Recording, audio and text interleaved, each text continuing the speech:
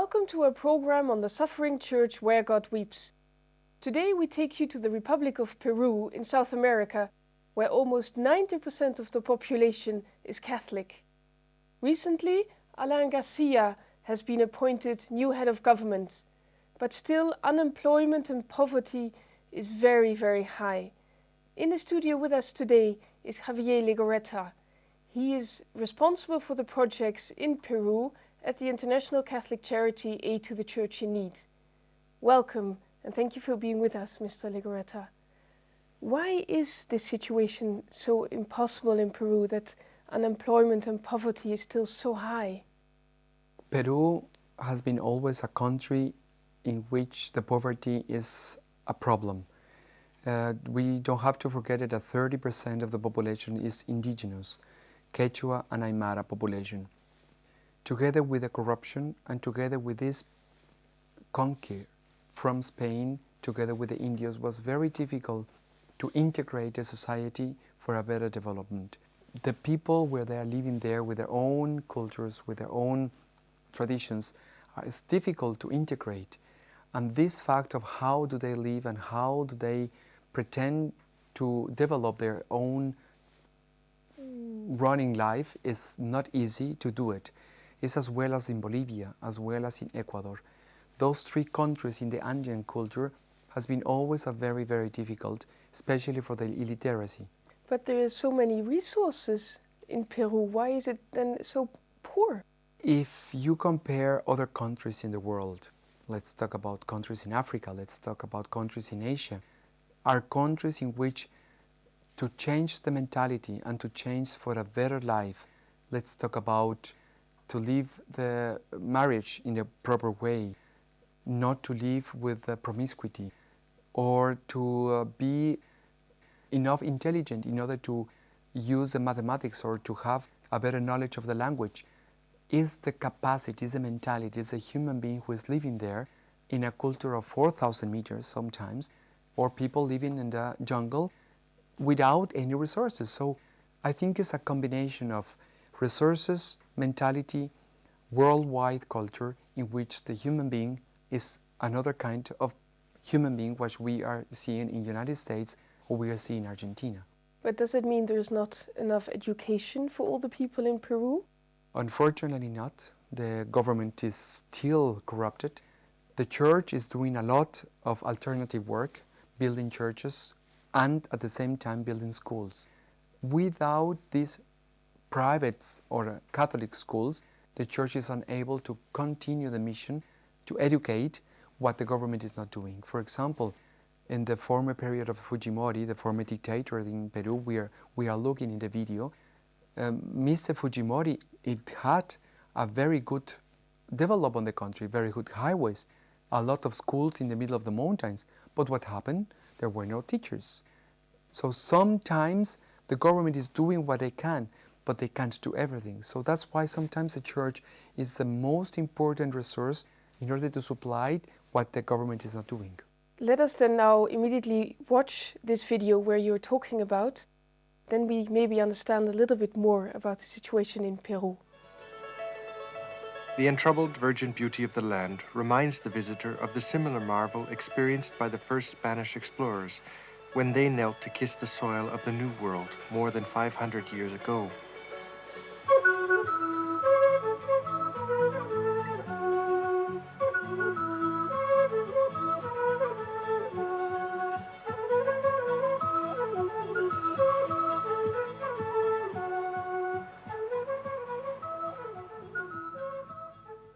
This natural tranquility masks a more troubled human landscape, one in which cultures have risen and fallen, marked by conflict, slavery, and suffering.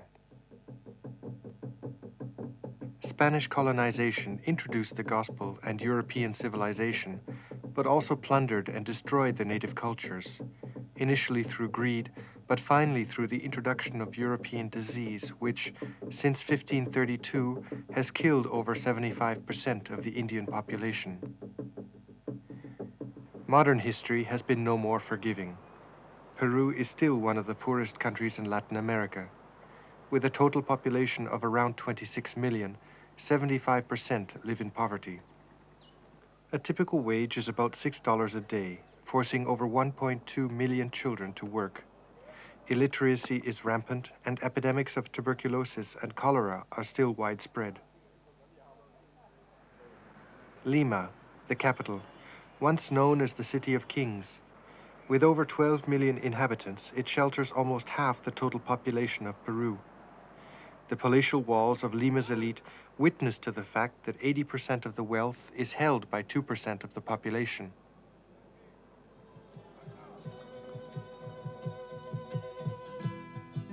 More than half of Lima's inhabitants live below the poverty line, not in the center, but clustered in housing settlements located in desert regions often up to 20 kilometers away.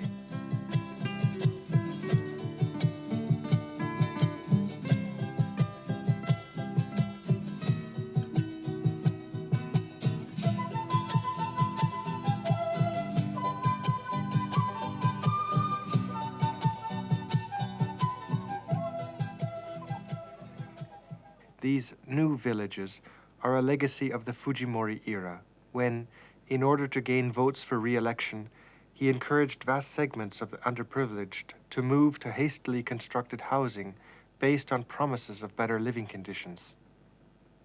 The ploy gained 10,000 last-minute votes, ensuring victory. Years later, there is still no running water, no electricity, and no sanitation. The corruption and political turmoil, failing infrastructures, drug trade, and psychological wounds inflicted by the Shining Path terrorist group have all left deep scars on the Peruvian people. Recent years have seen an imposition of order and stability. However, the tattered social and economic heritage has provoked, among other things, an exodus of over 2 million young Peruvians to neighboring countries in search of better living conditions. Mr. Legorreta, could you now give us a brief introduction of the situation of the Catholic Church in Peru at the moment? If we look at the history, Catholic Church in Peru had a very difficult moments in the 40s, 50s, because the movement of theology of liberation in all the countries, especially in Peru. There are a couple of theologians and a couple of personalities in that country which have been developed after the Second Council in Rome. Due to that, the Holy See wanted to stress and to give better formation into the bishops. So in the last 15 years, the new bishops appointed from the Vatican has been renew all the church. Unfortunately, we have to see that it's like the same in Bolivia. There's a lack of good bishops from Peru. Unfortunately, we have Spanish, Polish, Italians, Mexicans, and several countries working in Peru. I think that 20% of the bishops are Peruvians. The rest are not Peruvians. So looking at that, the church is not mature. The church is still in need of missionaries working there. But I would say that in the last 15 years, several Peruvian bishops has been appointed and have been understanding the reality in the country in order to develop a better Peruvian church. We always see when there's a missionary church, it's always difficult to understand a Polish bishop Peruvian mentality or a Spanish bishop in 4,500 meters high level, the Indians. We know that you have a good spirit as a missionary, but nevertheless, it's difficult to understand that mentality. Is that why you still have to help with projects in the Peruvian church? I would say that I've been 3 times in Peru, and we are helping Peru. I think is one of the biggest countries who receives help from our charity work. Aid to the Church in Need is supporting since more than 30 years this church. And I will presume that this church will still need in the next 20, 30 years until the church is going to be with self-reliance projects. Due to the poverty and due to the corruption, the country needs regularly these things. Can you give an example of one of the projects you have in Peru? Especially where the church is suffering. For example, where there are sects, this Protestant church coming from abroad, and not especially Protestants, but sect. They are doing their own job and they are building their own churches. So the church, in order to form and to prepare the catechists, they need a help to build chapels. I will remember very good a bishop in the Amazonas region. He told us that if Aid to the Church in Need can help with $500 for a little chapel, the sect is not coming there. So they need a presence. A little church in which the community can gather is the most important thing. Another kind of important things is especially $1,000 to $3,000 for catechists. If you give the food and if you give the books and if you give the material, they're coming. But the bishops, they don't have this income because the catechists are not able to pay that. Repeating the same region in the Amazonas of Peru, which is nearly 40% of all the country, if they don't receive the transportation means, that means gasoline and a boat, they don't come to the formation catechism on the weekend. So these kind of projects are very important for Aid to the Church in Need and for the Catholic Church in Peru. We are not the only organization. There are more than 4 to 5 organizations in which they help directly to the Catholic Church. But how come there are not enough ordinations of the Peruvian people itself? Regarding the ordinations of the priesthood, in the last 5 years, I see in the statistics that they are increasing the vocations. I can tell you that maybe 1,500 seminarians we were helping last year in Peru, and this year is 1,700. That means the vocations are increasing, there's more vocational promotion, and the ordinations are being better and better and better. Unfortunately, some of the vocations, they don't continue because the celibacy is very difficult in Peru. For the culture of the Peruvians, not to be married is difficult.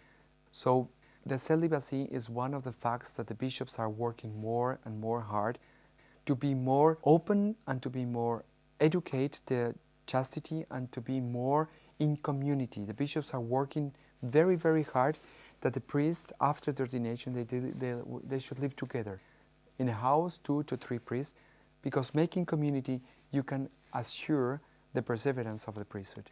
But I think in the last 5 years, it's getting better. Of course, the most bigger fact is the contemplative sisters. Is that because they're sisters? It's easier to become a sister than a priest in Peru? I would say yes, but at the same time, the vocation of a sister is more appreciated. Although the vocation as a contemplative sister is very difficult to be understood, I would say that nearly 60% of the dioceses, they have at least one monastery in their own dioceses. So you find very, very good vocations with a perseverance. They stay on the monastery. There's not this going and going vocations. And I think the people appreciate that because also the people support them with money, with food, and especially giving them maybe €1, which is 3 soles, is the currency of Peru. And with €1 they can buy maybe the vegetables of the day, all the monastery, just because they pray. And one of the important facts was what Aid to the Church in Need supports the monasteries is because if they pray, we know that the benefactors are going to be supported from the prayer of the sisters. I think it's a very good moment to watch again the video on the sisters and also on the seminarians in Peru. In Lima, the charitable action of the Sisters of God's Plan addresses the needs of the poor and weakest. In this case, babies abandoned on the doorsteps by parents unable to afford their care. Our charisma, our reason for being, is to evangelize all people in need, especially the weak. And in this field, our primary work is healthcare. There are several sisters who are nurses, medical doctors, or biologists. On the other hand, our work is also that of education, forming the faith of the people according to the teaching of the Catholic Church. Also to help the promotion of human dignity in the very poor areas, not only in Peru, but also in other countries in which God allows us to work, all in its proper time. With the poverty of conditions and minimal infrastructure to enable community life, The sisters are grateful for the international support received, particularly through charitable agencies like Aid to the Church in Need. The only gift that they can give in return is the prayers they offer daily for those who have shared. Primero que gracias. Gracias por varias cosas. Yo creo primero por We thank you for several things.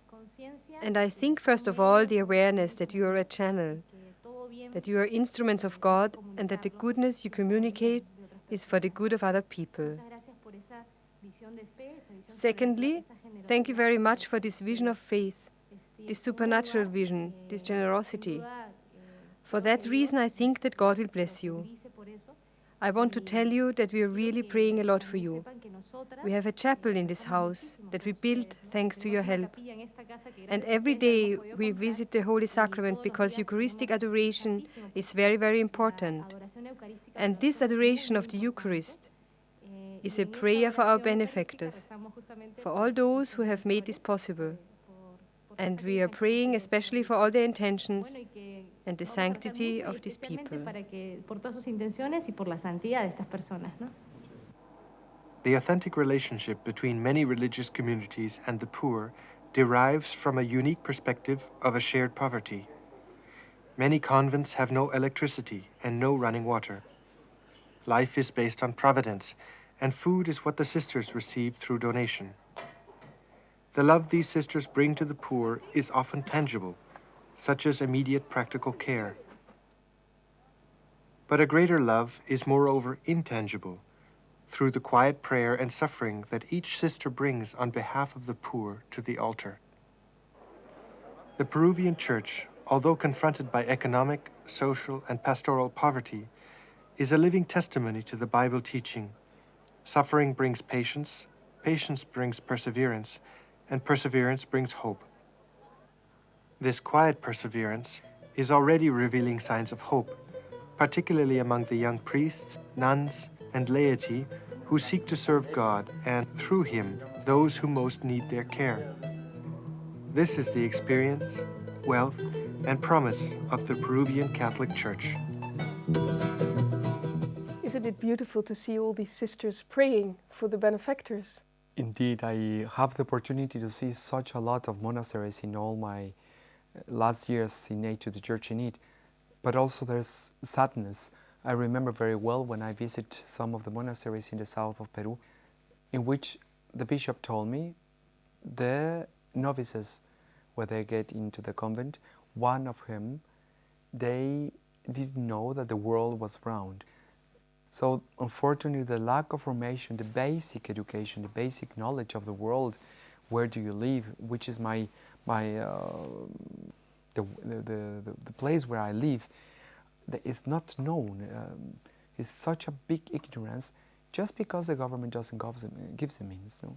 The work of the sisters is that they have to look after education, health care, and all those basic elements of society. We have to distinguish. If we talk about the monasteries, they don't go outside to take care of the health. But the sisters who are working into the normal daily life is one of the biggest projects of Aid to the Church in Need. Where the sister is working is because there's no priest at all. So that sister is taking care of the community, they distribute the communion, they visit the sick, they visit the hospitals, and especially they take care of the normal social life. Sometimes they have to make an injection in the middle of Amazonas. Sometimes they have to bring some bread because they don't have anything to eat. And some of the priests that Aid to the Church in Need supports with the mass stipends, I learned recently in one trip in South America that if Aid to the Church in Need don't give the mass stipend, which is around $6 per mass stipend, to the priest, they eat. Otherwise, the bishop should take the food from the house of the bishop and to give them the food because the people is very poor. That was in Colombia, but I would say that also in Peru can happen that thing. And do you think sisters are better accepted in society than the priest? That the sisters can do more against illiteracy, for example? I think both. At the moment, Peru, without the sisters, I would say that the church should be blind. Because without the work of the sisters, the priests are not enough. So if one diocese of 1 million, it has only 60 priests, what can you do? You have to take it with the sisters working for the evangelization of the catechists. That's why they are very appreciated. They take the place of the priest where there's no priest. Maybe once a year or once each 6 months, the priest is coming to give the Holy Sacraments or to celebrate the confirmation from the bishop. But normally the regular masses on Sundays, the sister is taking care of the community. Can you tell us a little bit about the love for saints? I remember Rosa of Lima is a big saint in Peru. Does she mean a lot to the people? Santa Rosa de Lima and Santo Toribio de Mogrovejo are the two patrons of Peru. I would take it as an example as well as in Colombia with the Our Lady of Chiquinquirá, in Cuba Our Lady of Nuestra Señora del Cobre, and in Mexico Our Lady of Guadalupe. I think in Latin America we are having a big phenomenon, but not in a negative point of view.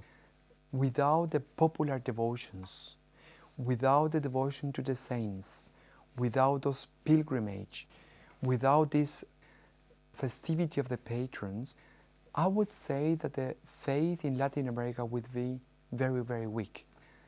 When I was in Peru in that trip, I remember you see on the processions how a big amount of people are only there to give us devotion, to give them the gift to Our Lady or to Santa Rosa de Lima. This girl and Santo Toribio de Mogrovejo, they made the evangelization very, very fresh, without any intellectual or very complicated European way of making the faith or American making faith. It's most with the testimony and to have devotion to them in order to protect them. Of course, it's a risk. You can be very devoted, you can have a lot of faith, but you don't have any formation. Also, what is the Catholic Church doing? The Catholic Church doing teaching what is Santa Rosa de Lima made, and that's why they have the devotion. But I think it's very, very important today in all the continent. Without the devotion and the popular devotion, I think a big, big part could be not done. So these processions are the heart of the Catholic faith in Peru? Indeed, indeed. And what do you think is the challenge for the Peruvian Catholic Church? There's a lot of challenges, but in the social point of view, I would say that one of the biggest challenges, especially with this recently elected president, appointed president, is especially to have a mature democracy in the country. We know that the democracy is difficult to get it. You need time and you need maturation of the politicians. Secondly, I think the big, big challenge is a better and high education. Several cities in the north and in the south of Peru, they have better universities, better formators and better scholarships given, because the people are studying in Spain, in Italy, in France, and they are coming back to Peru in order to be teachers. So I see a lot of hope that the universities and the schools are getting better. But for the Catholic Church, I think one of the biggest challenges is to be the right instrument of making, together with the socialization of the country, the better instrument, not only for politics, but especially to spread out the gospel in the right way. What I mean is to spread out the doctrine, the social doctrine of the Church. How difficult is to be understood the social doctrine of the Church in Peru, especially in these times where the social doctrine of the Church is not known. I think one of the mistakes of the Catholic Church in the last centuries, especially in Latin America, is they are such in a big need to make confirmations, to give the First Communion, to make the weddings, but they are not aware that they need formation to give reasons for the faith. So I think the Catholic Church is doing that, but he's still in need. We have in the next years the famous 5th conference of the Latin American bishops. They're going to have a gathering in Brazil. I think it's a big challenge how this 5th conference is going to look forward to the next millennium for all the countries, not only for Peru. Thank you very much for giving us such an insight in the Peruvian Catholic Church. And thank you for watching our program Where God Weeps. And if you want to learn more on how you can help the Catholic Church in Peru, please do not hesitate and log on to our website, which is posted at the end of our program. We thank you for watching our program and we hope to see you again next week. Take care.